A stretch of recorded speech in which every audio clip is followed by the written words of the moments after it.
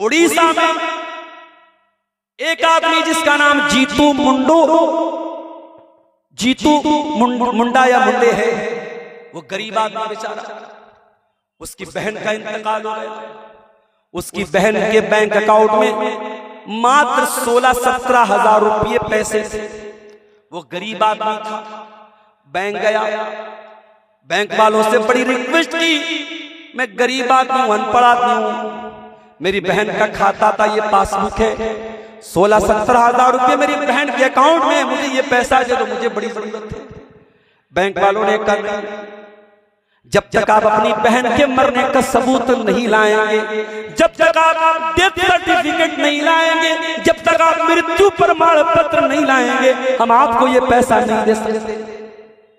जीतू मुंडा नाम का वो गरीब आदमी, अनपढ़ आदमी बेचारा, वो कहां से लाता डेथ सर्टिफिकेट? बैंक का चक्कर लगाते लगाते थक जाता है और आखिर में मजबूर होकर के अपनी बहन की कब्र खोदता है और अपनी बहन की लाश का जो कंकाल होता है वो कंकाल अपने कंधे पर लाद करके बैंक में लाता है और बैंक वालों से कहता है, ओ बैंक वालों, ये मेरी बहन की लाश, ये मेरी बहन का कंकाल है, अब तो मुझे मेरे 17,000 लौटा दो। ओ लोगों, ये खबर मीडिया में आई और इंसानों को खून की आंसू रुला के चली गई। ये बैंक वाले जो सूद का लेन देन करते हैं, ये सूद एक इंसान को कितना बेरहम बना देता है, उसकी एक मिसाल देखो मेरे प्यारे साथियों कि 17,000 की मामूली सी रकम के लिए वो बैंक जो लोगों से लाखों करोड़ों का ब्याज कमाते हैं, 17,000 के लिए एक भाई को मजबूर करते हैं कि अपनी बहन का कंकाल लेकर के वो बैंक में आता है। मेरे प्यारे साथियों, ये वाकया भी मीडिया में हमारे सामने आया और फिर हमें कुरान की आयत याद आई, वल अस्र इन्नल इंसान लफी खुस्र, जमाने की कसम, इंसान तू बहुत बड़े खसारे में, तू बहुत बड़े घाटे में, तुझसे बड़ा लालची कोई नहीं, तुझसे बड़ा हरीफ कोई नहीं, तुझसे बड़ा घटिया कोई नहीं, ऐ इंसान तू बहुत बड़े खसारे में, बहुत बड़े नुकसान। आज अफसोस के साथ कहना पड़ता, आज मुसलमान सबसे ज्यादा अगर किसी नेमत को बर्बाद कर रहा है, आज मुस्लिम नौजवान सबसे ज्यादा अगर किसी नेमत को बर्बाद कर रहा है तो वो समय की नेमत है, वो टाइम की नेमत है, वो वक्त की नेमत है। इसीलिए अल्लाह के प्यारे नबी फरमाते हैं, नेमतान मगबूनुन फीहिमा कसीरुम मिनन नास अस्सिहत वल फराग।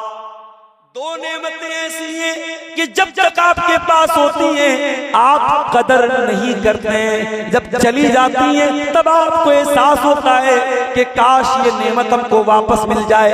एक तंदुरुस्ती की नेमत है, एक सेहत की नेमत है।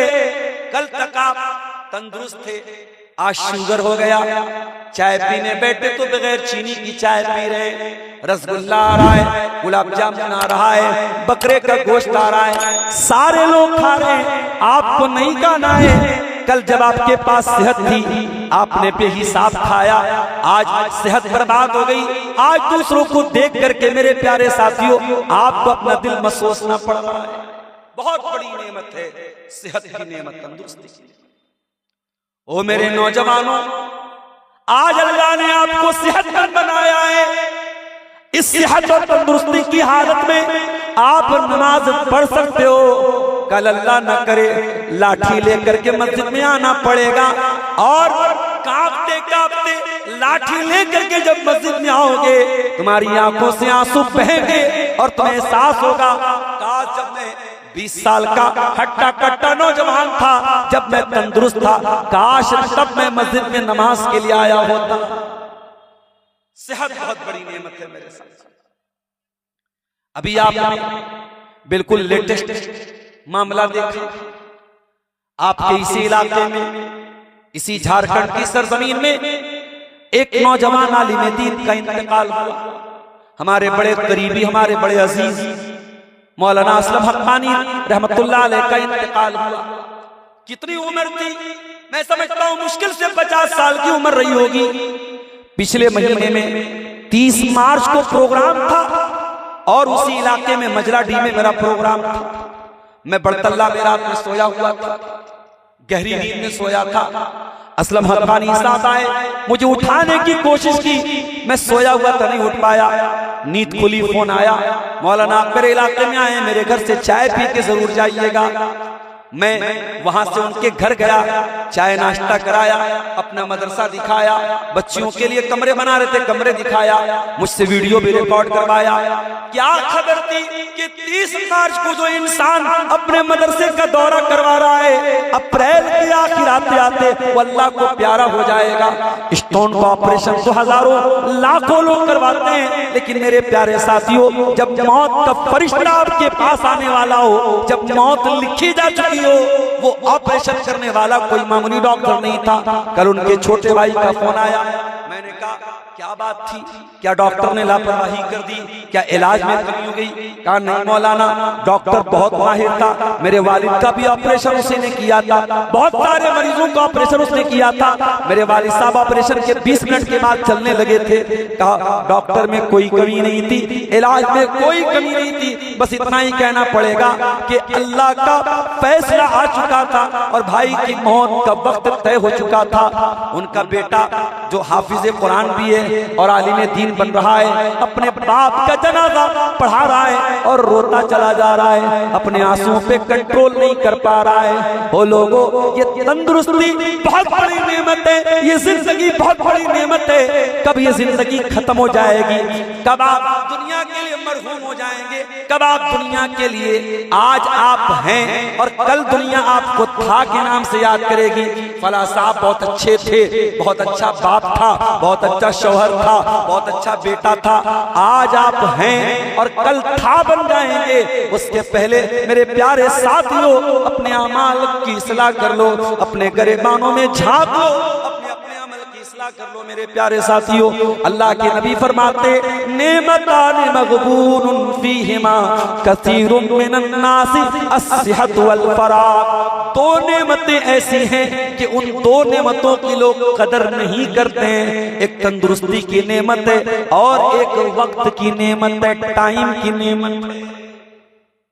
गर्मी का मौसम है, कभी बाजार में आप चले जाइए, कहीं बर्फ बिक रहा हो, बर्फ बेचने वाला, कभी आपने गौर किया है, बर्फ बेचने वाला जितनी देर उसके बर्फ बेचने में जितना टाइम लगेगा, उतना ज्यादा उसको इस बात का डर होगा कि कहीं उसका बर्फ पिघल न जाए, कहीं उसका बर्फ बर्बाद न हो जाए। एक सलफ में से एक साहब कहते हैं, मैं मार्केट गया, मैं बाजार गया और मैंने एक बर्फ बेचने वाले को देखा कि वो सुबह को बर्फ बेचने निकला था और दोपहर हो गई और उसका बर्फ नहीं बिक रहा था और वो चिल्ला रहा था और कह रहा था, ओ लोगों, इसके पहले कि मेरा कैपिटल बर्बाद हो जाए, मेरा सरमाया, मेरी पूंजी लुट जाए, मेरा बर्फ पिघल जाए, ओ लोगों, मेरा बर्फ खरीद लो इसके पहले कि मेरी पूंजी पिघल जाए। वो कहने लगे, उस बर्फ बेचने वाले को देखकर मुझे कुरान की आयत याद आई, वल अस्री इन्नल इंसाना लफी खुस्र। जमाने की कसम है, इंसान तू बहुत बड़े घाटे में, तू बहुत बड़े खसारे में, तूने अगर अपने समय का, अपने टाइम का सही इस्तेमाल नहीं किया।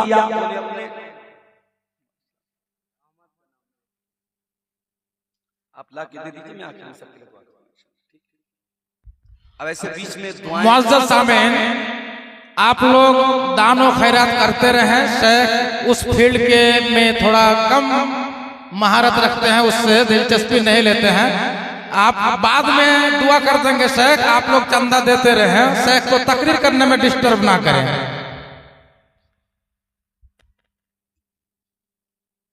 तो समय बहुत बड़ी नेमत है मेरे प्यारे साथ। वल अस्र इन्नल इंसान लफी खुस्र, जमाने की कसम, बेशक इंसान बहुत बड़े घाटे। अच्छा, यहां अल्लाह ने वल अस्र कहा।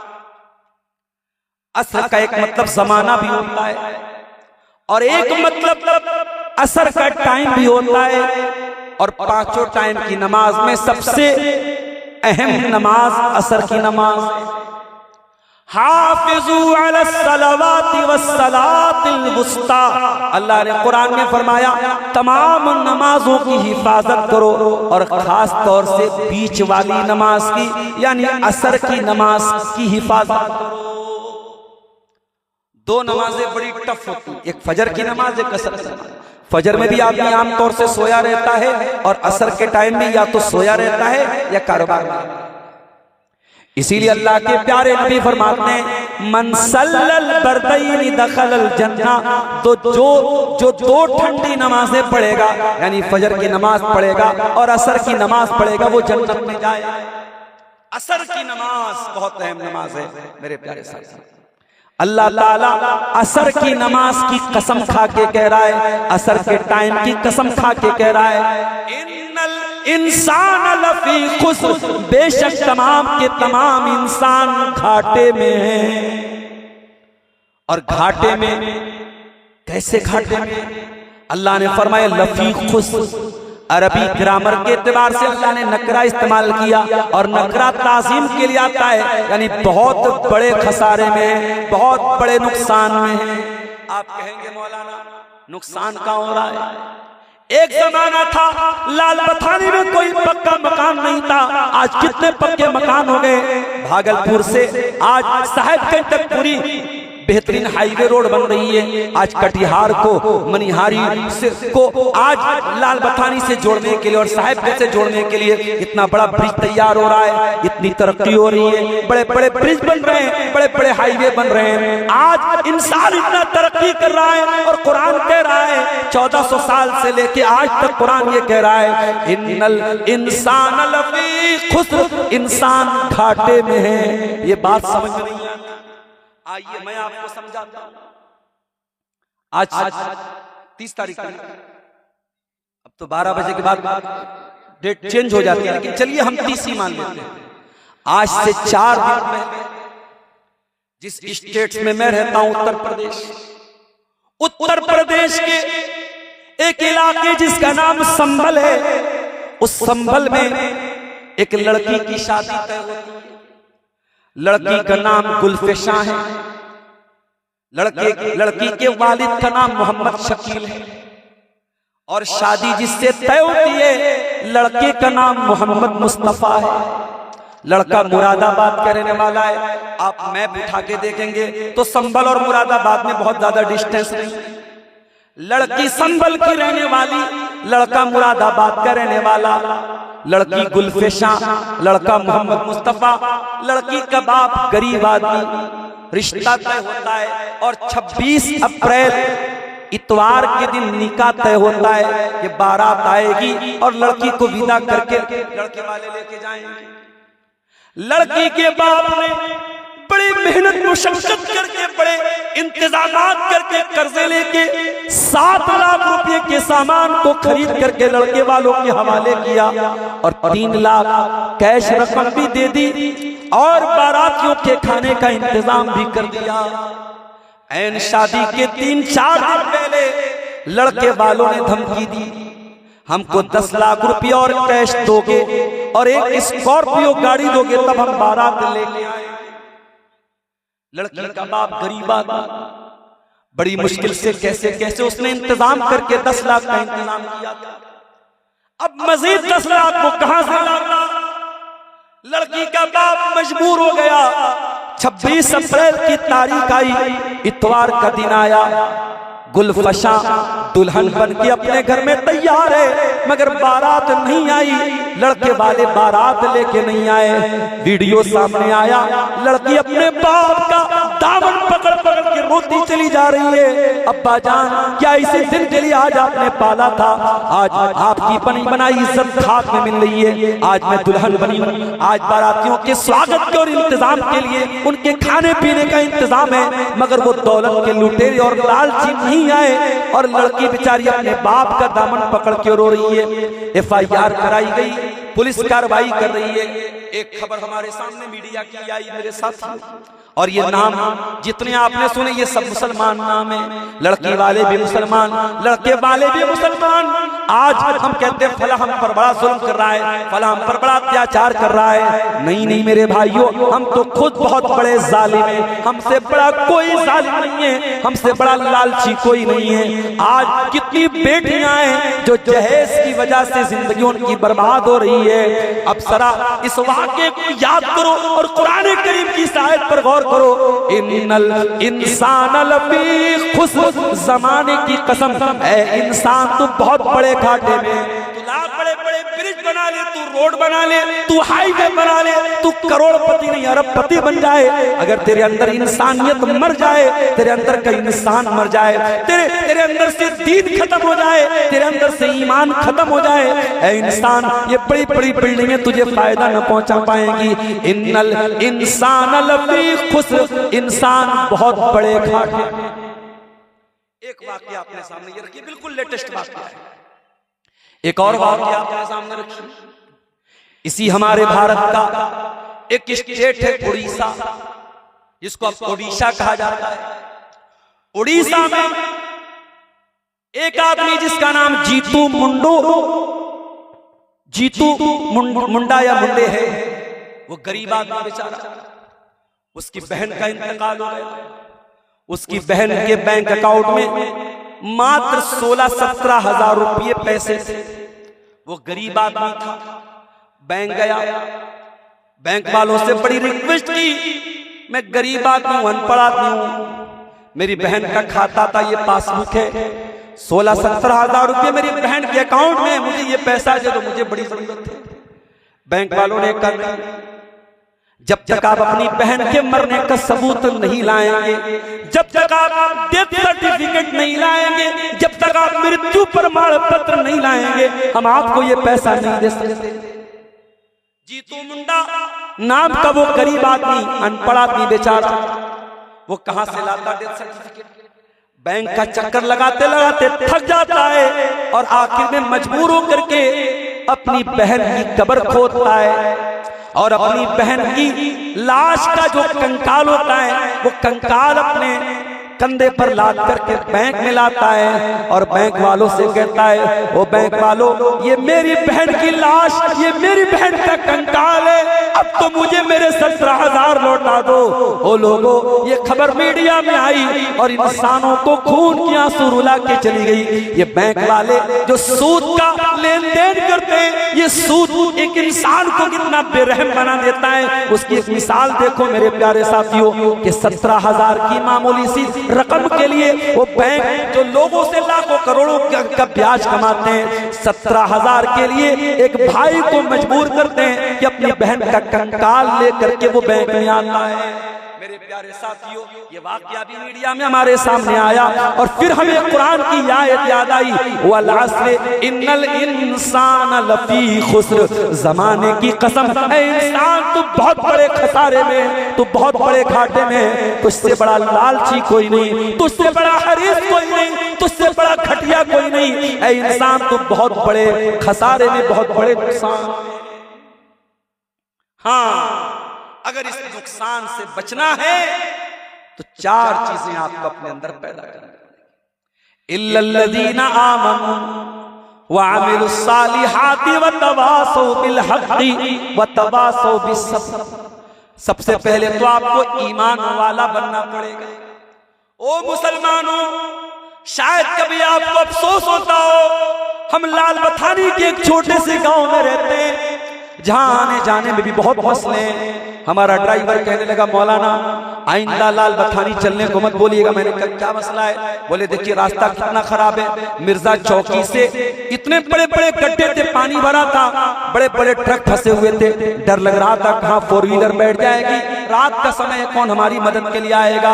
आज आपको कभी कभी अफसोस भी होता होगा कि हमारे गांव में आज रास्ते भी ठीक नहीं है, आज मुश्किलात बहुत सारी हैं, लेकिन मेरे प्यारे साथियों मैं आपको एक बात बताना चाहता हूँ, सारी मुश्किलात एक तरफ, सारे मसले मसाइल एक तरफ, अगर अल्लाह ताला ने आपको ईमान की दौलत से नवाजा है, अगर आप दुनिया से ईमान की दौलत को बचा के लेके चले गए, मेरे प्यारे साथियों आप घाटे में नहीं है, आप इंशाअल्लाह फायदे में हैं। ये ईमान की दौलत सबसे बड़ी दौलत है मेरे प्यारे साथियों। आज इसी हमारे भारत में, इसी हमारे देश में आप देखिए मुसलमानों से नफरत का ये आलम है कि हमारे घरों में मुसलमान न आए, हमारे मोहल्ले में मुसलमान न आए, इसलिए लोग अपने दस्तरखान पे सुअर के बच्चे को बिठा के खाना खिला रहे हैं। एक ही प्लेट में एक औरत चावल खा रही है और उसी में सुअर के बच्चे को भी खिला रही है। वो लोगों इस्लाम की दुश्मनी में लोग इतने अंधे हो चुके हैं कि सुअर को भी अपना रब मानने को तैयार है, सुअर की इबादत कर रहे हैं। वो लोगों जब इस तरीके की खबरें हम मीडिया में पढ़ते हैं, अभी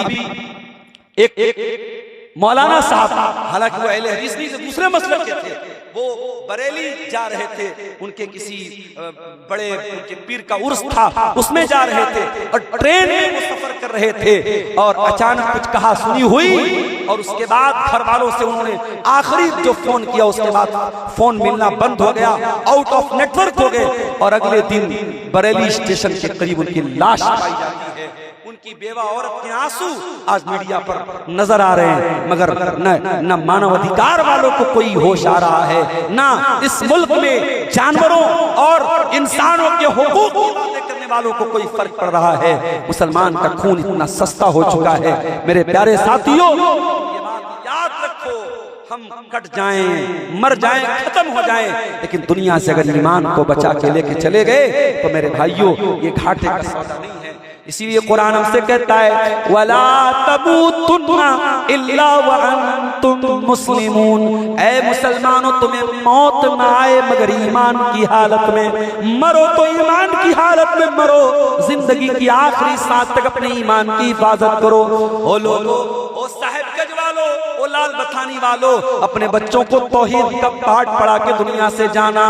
आपके बच्चे कलकत्ता चले जाएं, दिल्ली चले जाएं, मुंबई चले जाएं, दुनिया के किसी भी कोने में चले जाएं, अपने बच्चों और बच्चियों को कुछ और देना या न देना, तौहीद की दौलत दे देना, ईमान की दौलत दे देना, अपने बच्चों को इस काबिल बना देना, जिंदगी के किसी मोड़ पर आपका बच्चा या बच्ची तौहीद से समझौता न करे, चंद टकों के बदले, चंद पैसों के बदले ईमान का सौदा न करे। वो लोगों अपने बच्चों की तौहीद को बचा लेना, अपने बच्चों के ईमान को बचा लेना।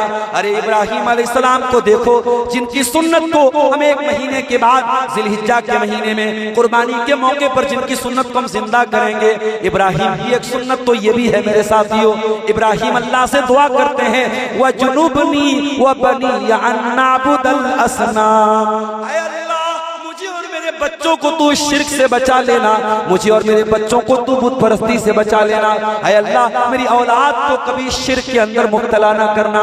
वो लोगों अपने ईमान की हिफाजत करो, वला तमूतुन्ना इल्ला व अंतुम मुस्लिमून, तुम्हें मौत ना आए मगर ईमान की हालत। ईमान सबसे बड़ी दौलत है मेरे प्यारे साथियों, इसीलिए कुरान कहता है इल्लल्लज़ीना आमनू, तमाम के तमाम इंसान घाटे में हैं सिवाय उनके जो ईमान। और ये भी नोट कर लो, ईमान के बगैर ना तो आपका हज कबूल होगा। 4-4, 5-5 लाख रुपए खर्च कर लो, वो हज करने गए, इतनी रकम खर्च करने के बाद और 40 दिन तक वहां मेहनत करके आने के बाद अगर ईमान आपका सही नहीं है, अगर अकीदा सही नहीं है, अगर तौहीद सही नहीं है, तो कुरान का फैसला सुन लो। कुरान कहता है कुल हल नुनब्बिउकुम बिल अक्सरीन आमाला, है नबी आप फरमा दीजिए सबसे ज्यादा खसारा और नुकसान उठाने वाले वही लोग हैं। जो कौन लोग हैं? अल्लज़ीना दल्ला सायुहुम फिल हयाति दुनिया वहुम यहसबूना अन्नहुम युसिरूना सुना, जो दुनिया में तो बहुत नेकी का काम करते रहे, बहुत अमल करते रहे, मगर आखिरत में उनकी कोई नेकी नहीं मानी जाएगी। ये कौन लोग होंगे? फरमाया उलाइकल्लज़ीना कफरू बिआयाति रब्बिहिम, ये वो लोग होंगे जो ईमान की दौलत जिनके पास नहीं होगी। ईमान अगर है तो आपका हज भी कबूल होगा, आपकी नमाज भी कबूल होगी, आपका रोजा भी कबूल होगा, आपकी कुर्बानी भी कबूल होगी। और ईमान नहीं है तो मेरे प्यारे साथियों, सारी इबादतें अल्लाह के यहाँ बेकार हैं। इसलिए ईमान की हिफाजत करो। और कभी जिंदगी में अगर बुरे हालात आ जाएं और आपको ये लगे कि बड़ी परेशानी की जिंदगी है, तो ये याद कर लेना कि कयामत के लिए ईमान आपके काम आएगा, दौलत नहीं काम आएगी, शोहरत नहीं काम आएगी। इन्नल्लज़ीना कफरू व मातू व हुम कुफ़ारुन फलन युक़बल मिन अहदिहिम मिल्उल अर्दि ज़हबा। ओ लोगों, तुम ईमान के बगैर अगर दुनिया से चले जाओगे और तौहीद के बगैर तुम्हारा खात्मा हो जाएगा, तो जमीन भर के सोना भी लेके आ जाओ, अल्लाह के यहाँ तुम्हारा सोना कबूल नहीं होगा। तो ये पहली चीज हो गई ईमान। दूसरी चीज व अमिलुस सालिहात, और कामयाब वो लोग घाटे से और नुकसान से वो लोग बचेंगे, वो अमिलुस सालिहात, जो नेक अमल करेंगे। आज हम कैसा अमल करने बताने की जरूरत नहीं। आज मस्जिदें रो रही हैं, आज मस्जिदें नमाजियों के लिए तरस रही हैं।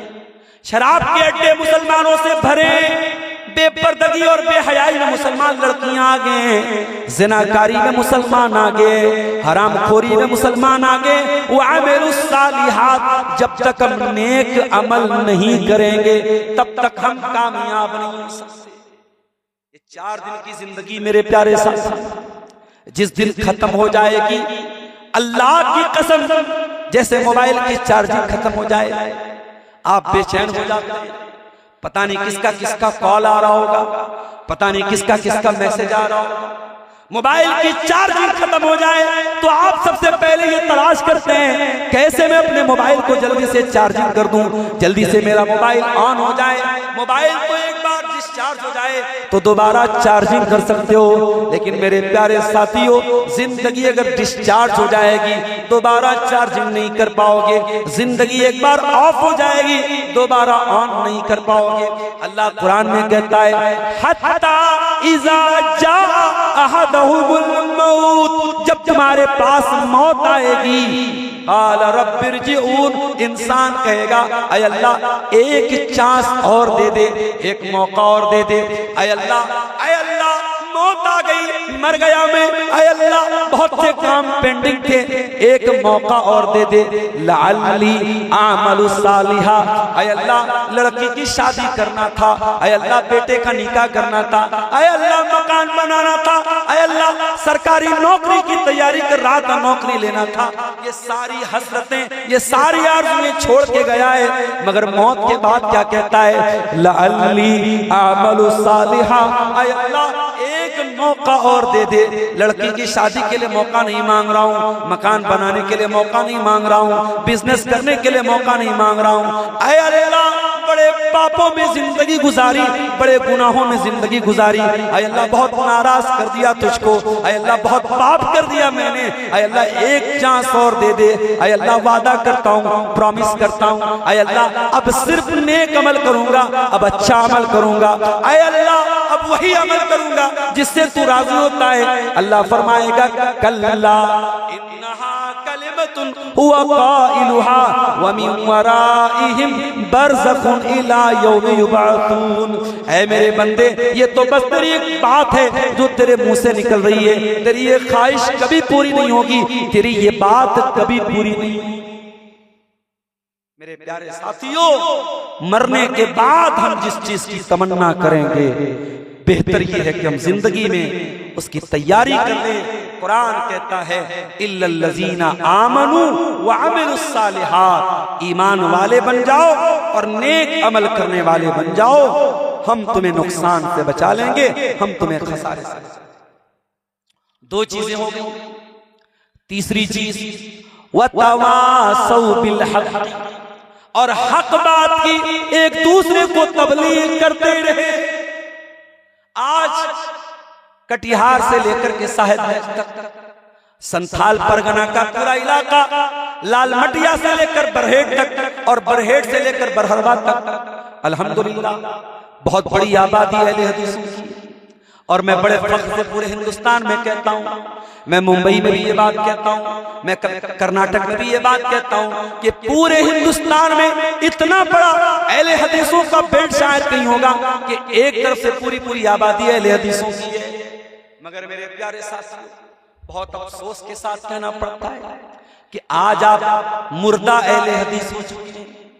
आज आप अहले हदीस तो हैं, मगर आपको अहले हदीस का मतलब भी नहीं मालूम। आज आपके स्टेजों पर वो लोग आके तकरीरें कर रहे हैं जो आपको चिल्ले करने की तबलीग कर रहे हैं, और ऐसे लोगों को बड़े फख्र से आप स्टेज पे बुला रहे हैं और बड़े फख्र से कह रहे हैं कि इनके नाम पे तो बड़ी भीड़ आई है। मेरे प्यारे साथियों, इससे तो अच्छा है कि सलमान खान को बुला लो, शाहरुख खान को बुला लो, किसी हीरोइन को बुला लो, उससे बड़ी भीड़ इकट्ठा हो जाएगी। सिर्फ भीड़ का इकट्ठा हो जाना ये कामयाबी की दलील नहीं है। मेरे प्यारे साथियों, ये अहले हदीसों का जलसा और अहले हदीसों का स्टेज है। इस स्टेज पर हर किसी को आने की इजाजत न दीजिए। मेरे प्यारे साथियों, वतवासौ बिल हक़्क़ि, हमें किस्से कहानियां लोगों को नहीं सुनाना है, हमें बेसर पैर के वाक़यात नहीं सुनाना है, हमें बुजुर्गों के मनगढ़ंत वाक़यात नहीं सुनाना है। वतवासौ बिल हक़्क़ि, अगर अल्लाह के यहाँ कामयाब होना है तो हमें हक बात की वसीयत करना है, हमें कुरान और हदीस को दूसरों तक पहुंचाना है, हमें कुरान और हदीस के अलावा किसी और बात की तबलीग नहीं करना है। कुरान और हदीस की तबलीग की जाएगी, और तबलीग का तरीका भी वही होगा जो रसूल का तरीका था। आज के लोगों का बनावटी तरीका नहीं चलेगा। तबलीग भी अगर की जाएगी तो रसूलुल्लाह के तरीके पे की जाएगी, सहाबा के तरीके पे की जाएगी। और ये बात याद रखो मेरे साथ, हम मुसलमानों को अल्लाह ताला ने जो इतना बड़ा मकाम दिया है वो इसीलिए दिया है क्योंकि हम दुनिया में सच्चाई को फैलाने के लिए आए हैं। इसीलिए अल्लाह कुरान की सूरह आल इमरान की आयत नंबर 110 में कहता है, कुंतुम खैरा उम्मतिन उखरिजत लिन्नास तामुरूना बिल मारूफ व तनहौना अनिल मुनकर। ऐ मुसलमानों, तुम दुनिया की सबसे बेहतरीन कौम हो, इंसानियत के लिए निकाला गया है। तामुरूना बिल मारूफ, तुम नेकियों का हुक्म देते हो, व तनहौना अनिल मुनकर, तुम बुराइयों से रोकते हो, व तुमिनूना बिल्लाह, और तुम अल्लाह के ऊपर ईमान रखते हो। तुम समाज से बुराइयों को खत्म करने आए थे और आज तुम खुद बुराइयों में मुब्तला हो गए, तुम बुराइयों में मुलव्विस हो गए। तुम क्या थे और क्या हो गए, तुम्हें क्या होना था और तुम क्या हो गए। मेरे प्यारे साथियों, हमारा काम दुनिया से बुराई को खत्म करना था। याद करो रुस्तम के दरबार में जब हजरत रिबी इब्न आमिर रज़ी अल्लाह ताला अन्हु पहुंचे और रुस्तम ने पूछा था कि ऐ रिबी, तुम आए क्यों हो दुनिया में, तुम्हारे आने का मकसद क्या है? तो हजरत रिबी इब्न आमिर ने कहा था, ऐ रुस्तम, कान खोल के सुन ले, जेना लिनुखरिजल इबाद मिन इबादतिल इबादी ला इबादतिल्लाह। अरे हम तो दुनिया में आए हैं लोगों को बंदों की गुलामी से निकाल कर अल्लाह की गुलामी की तरफ लेके जाने के लिए। व मिन ज़ीक़ि दुनिया इला सातिल आखिरा, और हम दुनिया की तंगी से निकाल कर आखिरत की खुशहाली की तरफ लेके जाने के लिए आए हैं। इस्लाम आया है दुनिया से जुल्म सितम का खात्मा करने के लिए। इस्लाम का मानने वाला किसी पर अत्याचार नहीं कर सकता, किसी पर जुल्म सितम नहीं कर सकता। अभी आज एक वीडियो मैंने देखा, एक औरत जा रही थी किसी गली में, पीछे से एक दाढ़ी वाला आया, टोपी भी सर पे है, दाढ़ी भी है, और अचानक उस औरत को अकेले में देखकर उस औरत के ऊपर हमला करता है, उस औरत को टच करता है और चिल्लाती है, वो भाग जाता है। लेकिन कैमरा लगा था, कैमरा रिकॉर्ड कर लेता है, मीडिया में ये वीडियो आता है। मीडिया वाले कहते हैं मौलाना लोग ऐसे होते हैं, दाढ़ी वाले ऐसे होते हैं। गंदी हरकत एक मछली करती है और असर पूरे तालाब पर होता है। कोई एक दाढ़ी वाला, कोई एक टोपी वाला कोई गलत काम करता है, दुनिया सारे दाढ़ी और टोपी वालों पर सवाल उठाती है। मेरे प्यारे साथियों, जब आप दुनिया को ये बताते हो कि आप मुसलमान हैं तो आपकी जिम्मेदारी बढ़ जाती है। आप बुराई में मुलव्विस होने वाले, बुराई में इन्वॉल्व होने वाले मत बनिए, बुराई से रोकने वाले बनिए। आज जब हम इस तरीके की खबरें सुनते हैं कि फला लड़का, जो महाराष्ट्र का एक लड़का जिसका नाम अयान था, उसके मोबाइल पर 8-8 लड़कियों के साथ नाज़िबा वीडियो पकड़ी जाती है और मीडिया उसको खूब हाईलाइट करता है, तो हम डिफेंस नहीं कर सकते मेरे साथियों। अगर हमारी कौम का कोई लड़का इस तरीके की गंदी हरकत करता है तो हम डिफेंस नहीं कर सकते। हमें ये मानना पड़ेगा कि यकीनन ये हमारी तरबियत की कमी है कि आज हमारा नौजवान इस हरकत पर उतर गया है कि किसी की बहन बेटी की इज्जत को तार-तार करे और फिर उसका वीडियो बनाकर उसको ब्लैकमेल करे। प्यारे साथियों, इसीलिए मैं कहता हूं कि बुराई से बचना सिर्फ ये काफी नहीं है, हमें बुराई से रोकना भी पड़ेगा। ये बात याद रखो।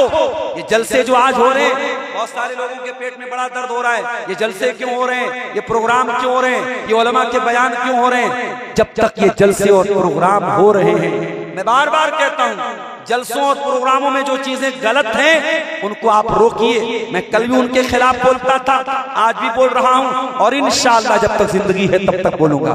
लेकिन हाँ, अगर आप ये कहें कि ये जलसे नहीं होने चाहिए, ये बयानात नहीं होने चाहिए, ये उलमा की तकरीरें नहीं होने चाहिए, ये जुमा के खुतबे नहीं होने चाहिए, तो माफ कीजिए, यही तो हमारी रीढ़ की हड्डी है, यही तो हमारे समाज की नब्ज है। जिस दिन ये जलसे खत्म हो गए, हराम को हराम कहना बंद कर दिया गया, गलत को गलत कहना बंद कर दिया गया, बिदअत को बिदअत कहना बंद कर दिया गया, उस दिन मुसलमान समाज की आखिरी सांस होगी। मेरे प्यारे साथियों, ये समाज दम तोड़ देगा, ये मुआशरा दम तोड़ देगा। पहले की उम्मतें इसीलिए बर्बाद हो गई, उनके समाज में जब लोग ब्याज खाते थे, जब लोग शराब पीते थे, उनके जो उलमा थे वो चुपचाप रहते थे। वो कहते थे हम तो शराब नहीं पी रहे, हम तो ब्याज नहीं खा रहे, जो ब्याज खा रहा है खाने दो, जो शराब पी रहा है पीने दो।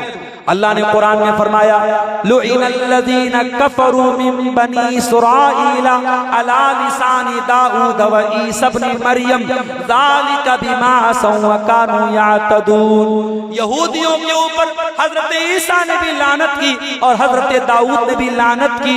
क्यों लानत की? फरमाया कानू ला यतनाहुना मुनकरिन फालू। वो बुराइयां तो करते थे मगर बुराइयों से एक दूसरे को रोकते नहीं थे, उनके बीच में बुराइयों से कोई रोकने वाला नहीं था। इसलिए मेरे प्यारे साथियों, बुराई से रोकने वाले बनो और जो बुराई से रोक रहा है उसकी इज्जत करो, उसकी कदर करो, अपने उलमा की कदर करो, अपने दुआत की कदर करो। मेरे प्यारे साथियों, वतवासौ बिल हक़्क़ि, अगर आपको कामयाब होना है, अगर आपको नुकसान से बचना है तो ये तीसरा काम भी आपको करना पड़ेगा। आपको एक दूसरे को सही बात की तलकीन करनी पड़ेगी। और चौथी चीज भी सुन लीजिए मेरे प्यारे साथियों, तमाम के तमाम इंसान घाटे में हैं, मगर वो लोग घाटे में नहीं हैं जिनके अंदर चौथी खूबी क्या पाई जाए, वतवासौ बिस्सब्री, वो एक दूसरे को सब्र की तलकीन करें। आप तौहीद के रास्ते पे चले और आप ये सोचे कि मॉब लिंचिंग नहीं होगी, आप ये सोचे कि आपके रास्ते में फूल बिछाया जाएगा, तो ये तो नहीं हो सकता मेरे साथियों। आप तौहीद के रास्ते पे चलेंगे तो आपको बिलाल को याद करना पड़ेगा। बिलाल जब तौहीद का इकरार करते हैं, बिलाल को उनका मालिक अरब की तपती रेत पे लिटा देता है और सीने पर गर्म पत्थर रख देता है और बिलाल को धमकी देके कहता है, बिलाल तू ईमान को छोड़ दे, तू तौहीद को छोड़ दे, वरना हम तुझे इसी गर्म रेत पर हम तेरी पीठ को पिघला देंगे, तेरे सीने पर गर्म पत्थर रख के तेरे सीने को जला देंगे। बिलाल कोई बड़े गोरे चट्टे और खूबसूरत इंसान नहीं थे। बिलाल काले कलूटे थे, बिलाल हबशा के रहने वाले थे, मगर बिलाल के सीने में ईमान था और बिलाल पत्थर के नीचे दबे हुए कहते हैं अहद अहद, मेरा अल्लाह एक है, मेरा रब एक है, मैं अल्लाह की तौहीद से कोई समझौता नहीं करूंगा। मेरे प्यारे साथियों, वतवासौ बिस्सब्री, एक दूसरे को सब्र का सबक भी सिखाते चलो। ईमान के रास्ते पर चलोगे, तौहीद के रास्ते पर चलोगे, मुश्किलात भी आएंगी, परेशानियां भी आएंगी, आपको सब्र से काम लेना पड़ेगा। ओ मेरी प्यारी माँ बहनों, आज आप नंगी होकर के घूमेंगी तो कोई उतना एतराज नहीं करेगा जितना एतराज आपके पर्दा करने पर होगा। आप कलकत्ता के किसी पॉश एरिया में चली जाएं, आप रेलवे स्टेशन पे चली जाएं, आप एयरपोर्ट पे चली जाएं, आप पटना में चली जाएं, आप भागलपुर में चली जाएं, नकाब में सर से पैर तक जो लड़की नकाब में चलेगी तो बहुत सारे लोग उसको गलत नजरों से देखेंगे, बहुत सारे लोग एतराज भी करेंगे। ओ मेरी प्यारी बहनों, हिजाब सर से लगा के रखना, हया से दामन सजा के रखना। मेरी बहनों, इस हिजाब को, इस नकाब को दुनिया वालों के डर से कभी छोड़ न देना। ये हिजाब पहन करके अगर दो चार गालियां सुननी पड़े तो सुन लेना। अरे तुम तो सिर्फ गालियां सुन रही हो, सुमैया ने तो जान दे दी, सुमैया ने तो इस ईमान को बचाने के लिए अपनी जान दे दिया था। वो मेरी प्यारी बहनों, ईमान का रास्ता सब्र का रास्ता है, ईमान का रास्ता इस्तिकामत का रास्ता है।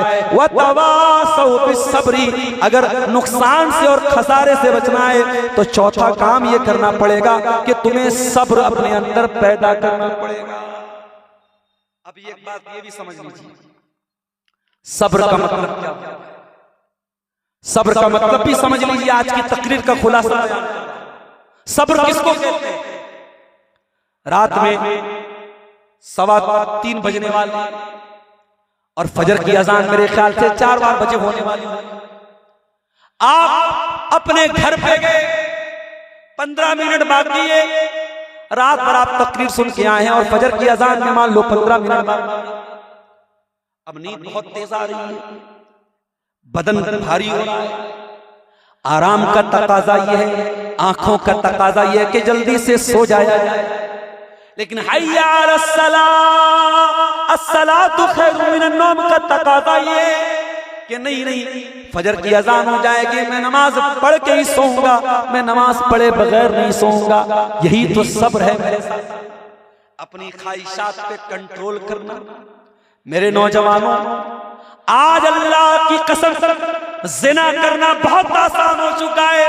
लड़कियों का नंबर भी आपको मिल जाएगा, लड़कियां चैटिंग भी करेंगी, लड़कियों के मैसेज भी आएंगे, लड़कियां मिलने के लिए तैयार भी हो जाएंगी। आपको जिना करने का, आपको गलत काम करने का पूरा मौका भी मिलेगा।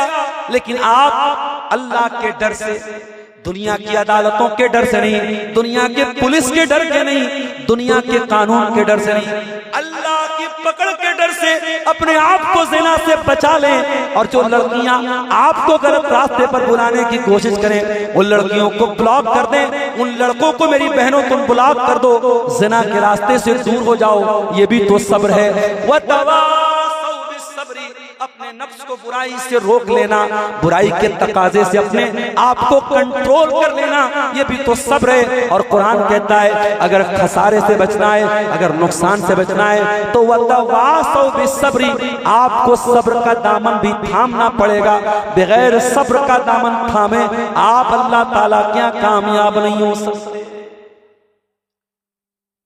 किसी की मौत हो गई, एक आदमी मोमिन नहीं है, उसका बेटा मर गया, उसका बाप मर गया, वो रो रो करके दहाड़े मार मार के रो रहा है, अपने बाप का नाम ले लेके रो रहा है। और एक सच्चा पक्का मुसलमान, उसका बाप मर गया, उसकी माँ मर गई, वो बेचारा रो तो रहा है मगर अपनी जबान की हिफाजत कर रहा है, सब्र से काम ले रहा है। मेरे प्यारे साथियों, दोनों बराबर तो नहीं हो सकते हैं। मुसीबत आने पर, तकलीफ आने पर जो सब्र से काम लेता है, अल्लाह के नबी फरमाते हैं मा युसीबुल मुस्लिमा मिन नसबिन वला वसबिन वला हम्मिन वला हज़निन। जब मुसलमान को कोई तकलीफ पहुंचती है, जब मुसलमान को कोई गम पहुंचता है, जब मुसलमान को कोई चोट लगती है, हत्ता शौकत युशाकुहा, यहाँ तक कि मुसलमान को अगर कोई कांटा भी चुभता है और मुसलमान उस पर सब्र से काम लेता है, इल्ला कफ़रल्लाहु बिहा खताया, अल्लाह ताला उस तकलीफ को, उस मुसीबत को उसके गुनाहों का कफ़ारा बना देता है, उसके गुनाहों की माफी का जरिया बना देता है, उसके बहुत सारे गुनाह माफ हो जाते हैं। वो लोगों, आपके साथ एक्सीडेंट हो गया, आपका पैर टूट गया, आपका हाथ टूट गया, आप तो रो रहे, आप तो आंसू बहा रहे, अरे नहीं नहीं, हाथ टूट गया, पैर टूट गया, अरे अल्लाह का शुक्र अदा करो, जान तो बच गई, जान तो बच गई मेरे प्यारे साथियों। अभी बनारस में हमारे एक जानने वाले हैं, उनका 12-13 साल का बच्चा, बिल्कुल सही सलामत बच्चा, 2 पारे का कुरान का हाफिज भी बन चुका था, बेचारा मदरसे जाता था, कुरान याद करता था, 2 पारे का हाफिज था। अचानक उसका दिमाग काम करना बंद कर देता है। घर वाले परेशान हो गए, डॉक्टरों को दिखाया, डॉक्टरों ने हर तरीके की जांच की, सब नॉर्मल है।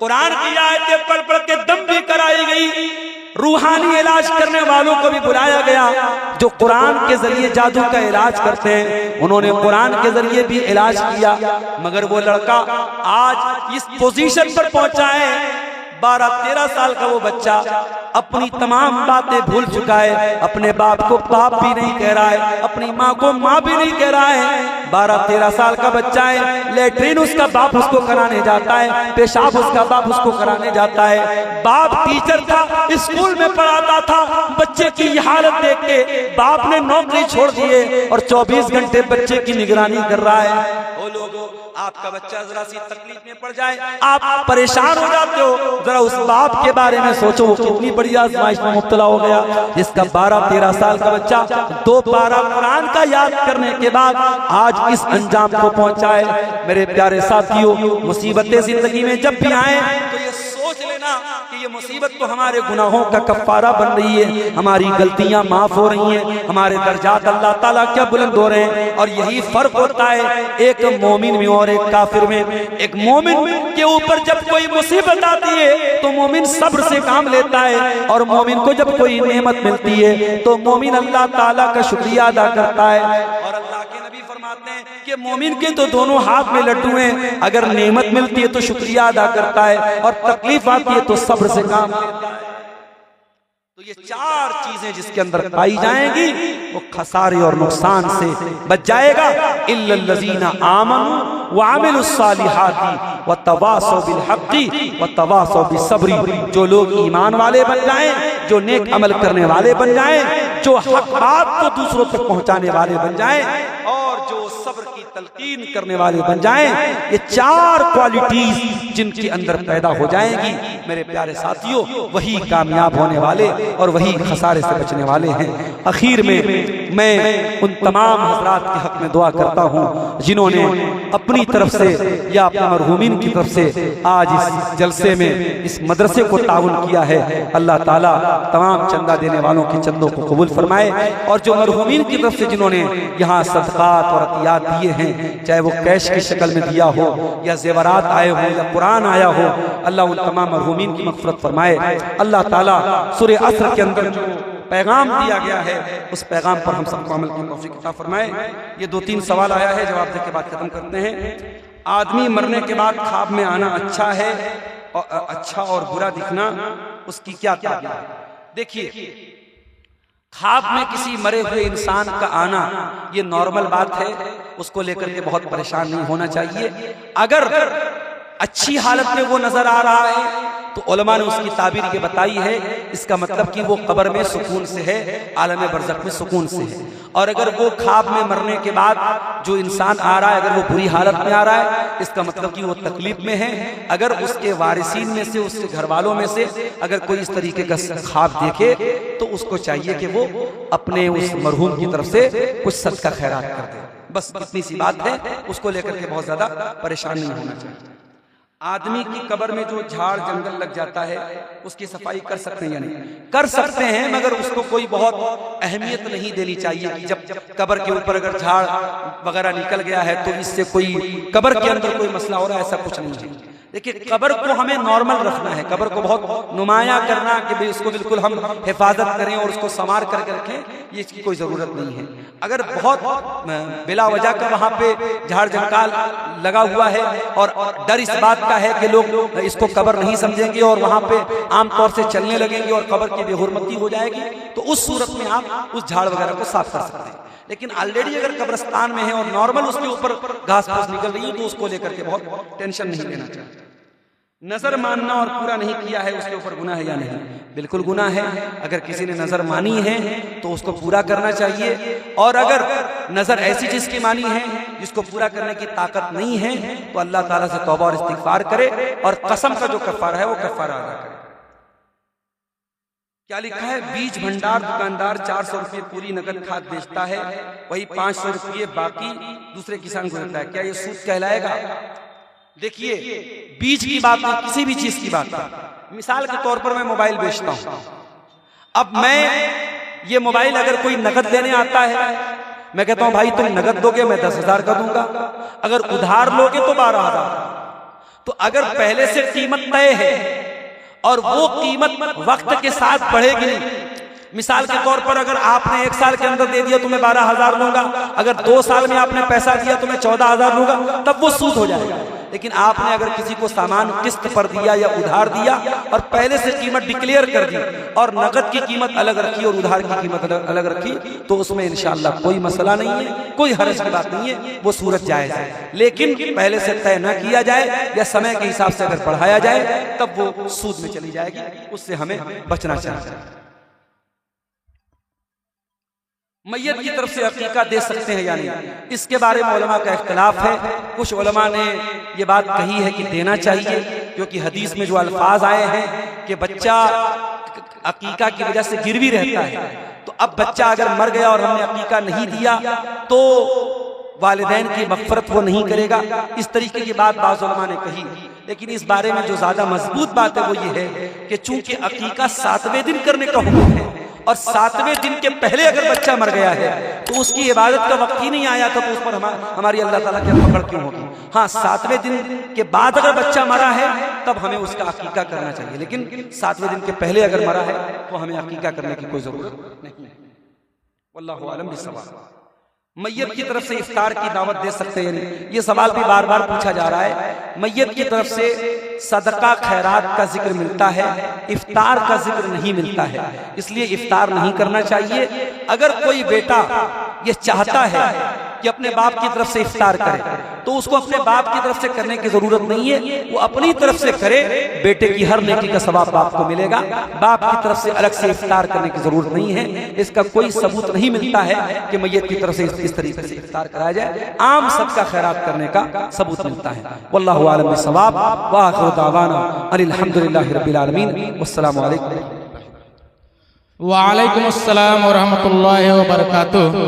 ये थे फजीलतुल शेख जनाब मौलाना डॉक्टर अब्दुल गफ्फार सलफी हफ़िज़हुल्लाह, जिनके पुरअसर तकरीर